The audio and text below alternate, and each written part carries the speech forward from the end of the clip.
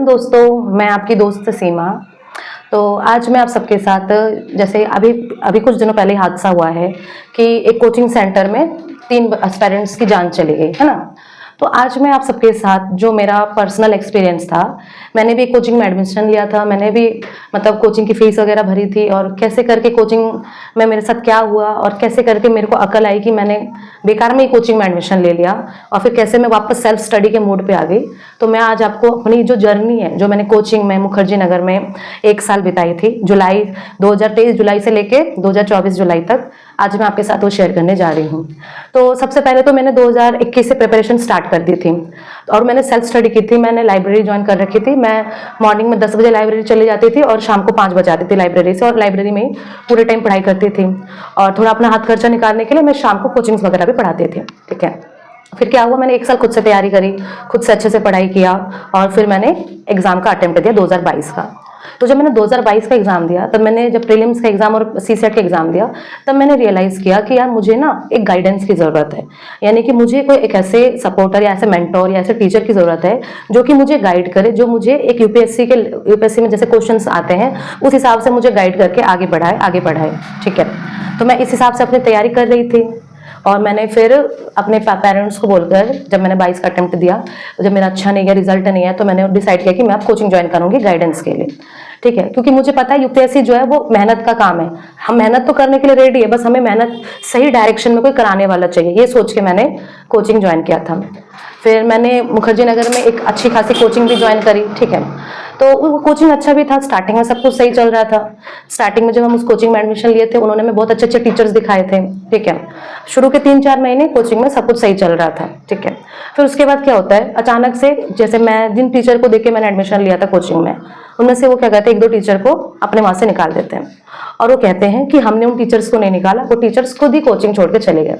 Coaching में जैसे 250 से ज्यादा बच्चे हो गए, तो उसके बाद से उन्होंने जो थोड़े से महंगे महंगे टीचर्स होते हैं उनको निकालना स्टार्ट कर दिया और उन्होंने हमें ये एक्सक्यूज दिया कि वो टीचर्स खुद ही कोचिंग छोड़ के चले गए। ठीक है, तो चलिए कोई बात नहीं, इतना भी चलता है, कोई दिक्कत नहीं है। ठीक है, बट इसकी वजह से कहीं ना कहीं जो मेंटली एक प्रेशर आता है, ठीक है, तो ये सारी प्रेशर हमने फील करी। और रही बात जो कोचिंग सेंटर्स हैं, जहाँ पर मुखर्जी नगर बोलो, ओल्ड राजेंद्र नगर बोलो, वहाँ की जो बिल्डिंग्स है ना, वो बहुत ज्यादा पुरानी है। यानी कि जितनी साल की मैं हूँ ना, मुझसे भी ज्यादा पुरानी बिल्डिंग्स है वो। यानी कि कम से कम वो जो बिल्डिंग्स है 30-40 साल पहले बनाई गई थी। वहाँ पे नो डाउट एमसीडी आती है चेक करने के लिए। ठीक है, जैसे मान लीजिए कोई, जैसे हम ब्यूटी पार्लर में जाते हैं तो करते नहीं है, लड़की लोग बुढ़ी बुढ़ी लड़की चली जाती है ब्यूटी पार्लर में, फिर उनका मुंह में फेशियल वगैरह करा के एकदम सुंदर बन के आ जाती है, बट अंदर से तो वो होती तो 50 साल की ना, बाहर से बेशक वो दिखने में 30 साल की लगे। वही सेम सी जो कोचिंग्स की जो बिल्डिंग्स होती है वहां पर भी होती है। वहां पे क्या होता है, बिल्डिंग्स में वो बहुत अच्छे से लिपा पोती कर देते हैं, चूना वूना लगा के बहुत अच्छे से बाहर से दिखाते हैं, लेकिन अंदर से जो बिल्डिंग्स होती है बहुत ही ज्यादा कमजोर होती है। इतनी कमजोर होती है कि बिल्डिंग्स के जो अंदर होता है, जो बेसमेंट वाला इलाका होता है, उसमें सब जगह पानी वगैरह भर जाता है और पपड़ियां भी बिल्डिंग से नीचे गिर रही होती है। एक बार क्या हुआ था, मैं लाइब्रेरी जा रही थी पढ़ने के लिए। लाइब्रेरी के बाहर थोड़ा सा स्पेस होता है जहाँ पे हम खड़े होकर जैसे चाय वगैरह पीते हैं ब्रेक टाइम पे। ठीक है, तो एक बार क्या हुआ, सुबह सुबह के टाइम पे जो जहां पर हम लोग खड़े होकर चाय पीते हैं, वहीं पर एक बड़ा सा जो खिड़की में से जो कांच का टुकड़ा, जो खिड़की में जो कांच लगे होते हैं, वो बहुत ही तेजी से नीचे गिरे। ठीक है, शुक्र है उस टाइम पे उस जगह पे नहीं खड़े थे जहां पे हम डेली खड़े होते हैं। ठीक है, हम उस टाइम पे चाय की दुकान पे खड़े थे, तो इसलिए हम बच गए।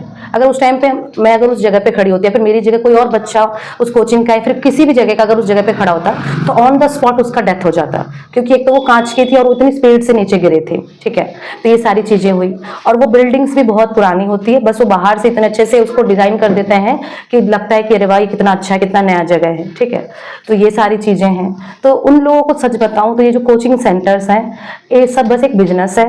ठीक है, इन लोगों को बस आपसे पैसे कमाने हैं।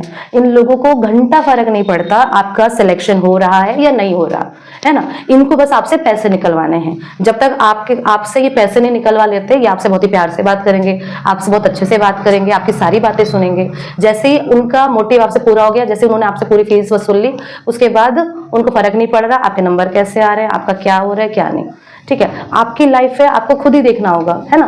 मैं सच बता रही हूँ, जो सच में यूपीएससी करना चाहते, यूपीएससी के जो कोई सा भी एग्जाम करना चाहे, चाहे वो नीट हो, यूपीएससी हो, चाहे वो एसएससी हो, चाहे कोई सी भी गवर्नमेंट जॉब हो, या फिर कोई सा भी एग्जाम ले लीजिए, आप किसी भी चीज की तैयारी करना चाहते हो, तो आपको अपने घर से दूर जाके तैयारी करने की कोई जरूरत नहीं है। आपको इन कोचिंग सेंटर्स के भरोसे रहने की जरूरत नहीं है। अगर आपके अंदर खुद सेल्फ डिसिप्लिन है, सच बताऊं तो मेरे में सेल्फ डिसिप्लिन की कमी थी, इसीलिए मैंने कोचिंग ज्वाइन किया था, ये सोचकर कि चलो कोचिंग में एक पैटर्न, एक सिलेबस वाइज सारी चीजें होंगी, है ना, कि एक पैटर्न वाइज वो लोग सिलेबस को डिकोड करके कराएंगे। लेकिन सच कह रही हूँ, कोई कोचिंग वाले सिलेबस को सही से डिकोड करके नहीं कराते, उनको खुद नहीं पता होता कि क्या कराना है। हमको जब एडमिशन हमने लिया था तो हमको बोला था कोचिंग वालों ने, हम तो 1 साल में आपको करा देंगे, है ना। मैंने 23 जुलाई को, मैंने जुलाई के टाइम पे कोचिंग में एडमिशन लिया था। उन्होंने बोला था हम आपको अगला जो होगा 24 के लिए प्रीलिम्स के देने लायक हम आपको बना देंगे, यानी कि आप 24 का प्रीलिम्स दे सकते हो। लेकिन उन लोगों ने सिलेबस को इस तरीके से किया कि अभी तक मेरा सिलेबस नहीं कंप्लीट हुआ, और इन सब चीजों से तंग आके मैंने वो कोचिंग ही छोड़ दी, क्योंकि मैं समझ गई कि इन लोगों के पास उतनी वो नहीं है कैपेबिलिटी कि ये यूपीएससी के सिलेबस को सही से डिकोड करके उसको एक पैटर्न वाइज बना सके, है ना। आप कोई सी भी रेपुटेड कोचिंग सेंटर का नाम ले लीजिए, माइंड में जो भी आपका एकदम फेमस कोचिंग सेंटर आ रहा है, आप उसके बारे में सोच लीजिए। सब जगह कम से कम आपका 1.5 साल कम से कम खराब करेंगे, 1.5 साल 2 साल वो लोग आपका खराब करेंगे। कुछ नहीं कराते कोचिंग वाले, आपको बैठाएंगे, स्टोरी जो होती है, जैसे कि मान लो जो भी सब्जेक्ट है उसके ऊपर सुनाएंगे, बहुत सारी कहानी लेक्चर सुनाएंगे और आपको नोट्स वगैरह लिखने को बोलेंगे। सच बताऊं, अगर नोट्स से ही अगर यूपीएससी या फिर यूपीएससी जैसा कोई भी एग्जाम क्लियर होता, तो जितने भी बच्चों ने मुखर्जी नगर, राजेंद्र नगर, आपका करोल बाग, जहां पे भी उन्होंने कोचिंग लिया वो सबका यूपीएससी क्लियर हो जाता।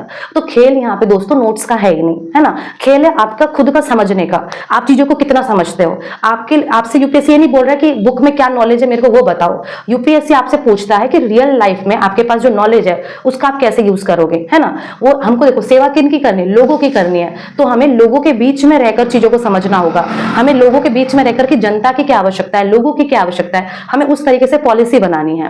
तो यूपीएससी की तैयारी कोई इंसान खुद से घर में बैठ के, गांव में बैठ के, गाय चराते हुए भी कर सकता है, ठीक है। आप अपना जो डेली का काम है, आप अपनी जॉब करते हुए भी यूपीएससी की तैयारी कर सकते हो। आपको यूपीएससी की तैयारी करने के लिए या फिर किसी भी एग्जाम की तैयारी करने के लिए अपनी जॉब को छोड़ने की जरूरत नहीं है। आप अपनी फैमिली के साथ रहिए, सबसे बेस्ट अपनी फैमिली के साथ रहो, अच्छा खाना खाओ, एक फैमिली का एक इमोशनल सपोर्ट मिलेगा। जैसे मैं मुखर्जी नगर जाती थी तैयारी करने के लिए, तो वो मेरे घर से 2 घंटे के डिस्टेंस पे था। मैं रहती हूँ साउथ दिल्ली में और मुखर्जी नगर है नॉर्थ दिल्ली में, बट स्टिल मैं डेली अप डाउन करती थी। क्यों? क्योंकि मुझे मेरी फैमिली का एक इमोशनल एक बॉन्डिंग चाहिए था, मेरी माँ का हाथ का खाना चाहिए था, है ना। अब जैसे जो बच्चे मुखर्जी नगर और राजेंद्र नगर वगैरह में रहकर तैयारी कर रहे हैं, उन बच्चों का हेल्थ कंडीशन बहुत ही ज्यादा खराब हो जाता है। क्यों? क्योंकि उन्हें प्रॉपर खाना नहीं मिलता। सबसे मेन चीज वहां का खाना, एक तो मान लीजिए अगर हॉलीडे है तो उस दिन वो जो पीजी वाले होते हैं वो खाना नहीं देते, ठीक है। दूसरा, वहां पे हर चीज बहुत महंगी है, ठीक है। तीसरा, वहां पे आपको कोई इमोशनली सपोर्ट नहीं करेगा।